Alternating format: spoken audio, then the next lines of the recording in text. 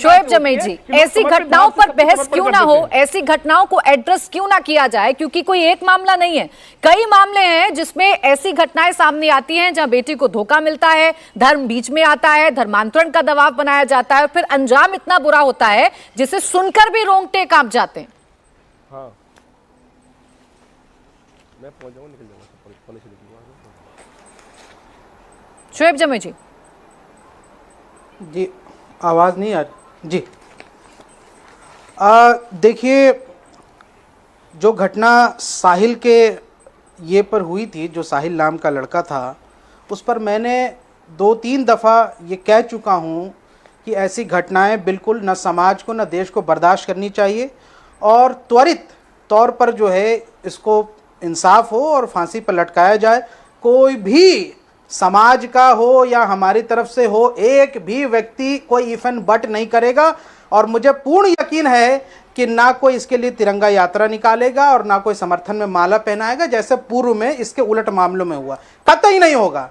यही फर्क है हम में कि जब भी इस तरह का कोई बलात्कारी या अपराधी निकलता है हमारे समाज से, तो हम एक सुर में कहते हैं कि ऐसे दरिंदे और बलात्कारी यहाँ से ना सिर्फ हमारे समाज के नाम पर धब्बा है, बल्कि इनको तो सबसे पहले सजा दी जानी चाहिए, नंबर 1। नंबर 2 यह है कि हम किसी भी देश, समाज या समुदाय की बिटिया के साथ हो रहे जुल्म के खिलाफ हैं। आपका लव जिहाद अपना एक एजेंडा है, उस पर सरकार क्या कह रही है, संसद में क्या भाषण हुआ, ये सब आप जानते हैं। एजेंडा, लेकिन आज पहले एजेंडे को डिफाइन करिए। यहाँ बैठी हैं तो मेरा भी एक मुद्दा है, एक सेकंड डॉक्टर शोएब जमी, पहले एजेंडे को डिफाइन करिए। लव जिहाद को आप एजेंडा बताते हैं, यही तो मैं पूछ रही हूं कि आप एड्रेस क्यों नहीं करना चाहते हैं इस समस्या को। आप भगवा लव ट्रैप को एड्रेस करने देंगी मुझे? एक तरफा चलेगा क्या मामला? एक तरफा कहां चल रहा है? हमने लव जिहाद पे सुने, आपके प्रोग्राम में भाषण सुने, सबकी बातें सुनी, लेकिन हमारा जो, चूंकि आपने एजेंडा कहा तो मुझे पहले आप एजेंडा को डिफाइन कर दीजिए, उसके बाद आपको जो कहना है आप कहिएगा, जितने आरोप लगाने लगा लीजिएगा। एजेंडा कैसे लग रहा है आपको?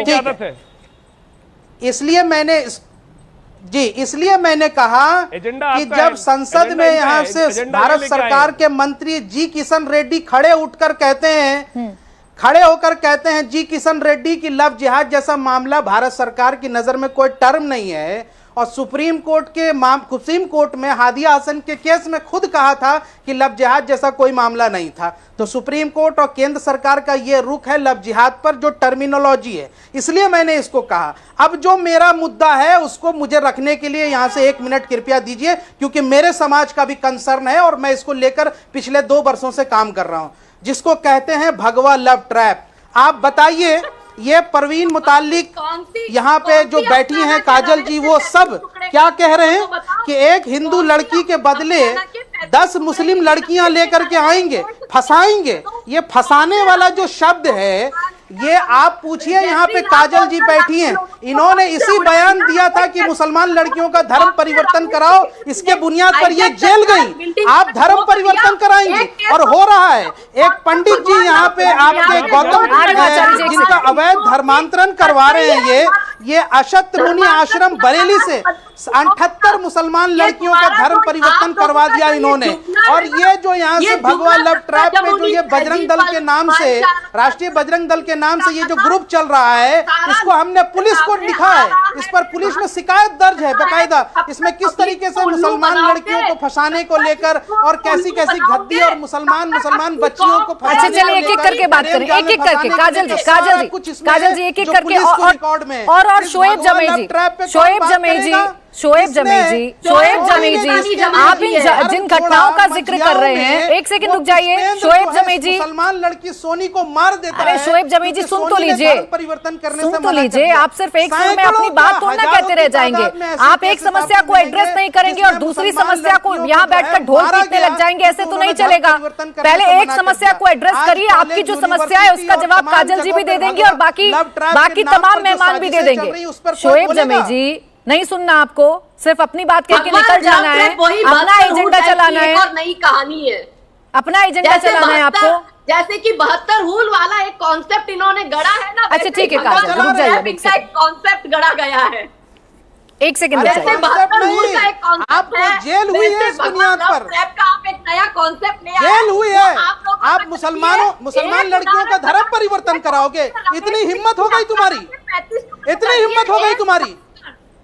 समाज प्रतिकार करने पे आ जाएगा तो फिर यहाँ से बात ठीक नहीं होगी।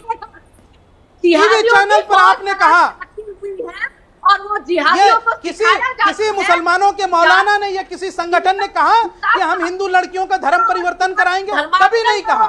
आप एक स्टेटमेंट उठा के दिखा दीजिए। हम कभी नहीं कहते। हम हर समाज समुदाय बिटिया के यहाँ से उसकी इज्जत करते हैं। काजल जी और शोएब जमी जी एक एक करके बात करिए तो आपकी बात आ पाएगी। बाकी मेहमान भी हैं, वो इंतजार कर रहे हैं। शोएब जमी जी, आप तो टीवी चैनल पर बैठकर धमकी दे रहे हैं। आप तो टीवी चैनल पर बैठकर धमकी दे रहे हैं। बाद में आप क्या करेंगे वो तो अब भगवान ही जानता है, खुदा ही जानता है। आप तो टीवी चैनल पर बैठकर धमकी दे रहे हैं कि प्रतिकार करने पर आ जाएंगे। क्या प्रतिकार करेंगे आप? देश में ये किस तरीके से क्या प्रतिकार करेंगे? एक सेकंड काजल जी, परिवर्तन की बात नहीं, क्या धमका रहे हैं आप? नैतिकतावादी हैं। इनको तो मुंह छुपा के घर में रहना चाहिए ऐसे लोगों को।